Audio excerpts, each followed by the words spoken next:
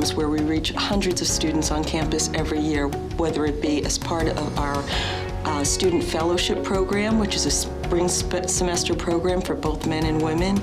our Men as Allies program, when I believe we're the only undergraduate business university that has an active Men as Allies program, to our latest accomplishment, which is our robust women's leadership program, our 4-year leadership program that was partially funded by Liberty Mutual.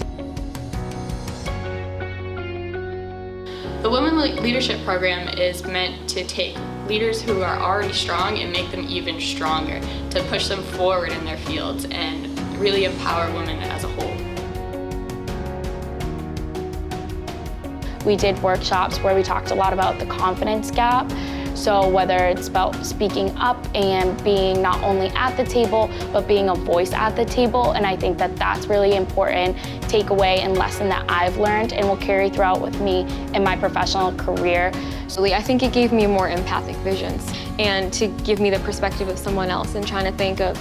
okay, yes, there's things that are marginalizing me, but what privileges do I have that I can use to bring people up to where they need to be as well?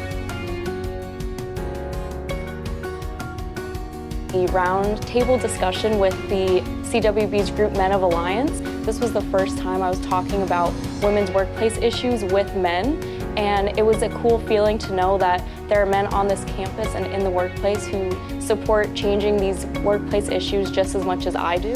I wanted to be able to share why I cared about the issues that were being talked about and how it's not just an issue for women like a lot of people think. I think that it's so valuable to have both sides of the conversation and to really accelerate forward why men should also care about gender equitable and equal pay standards.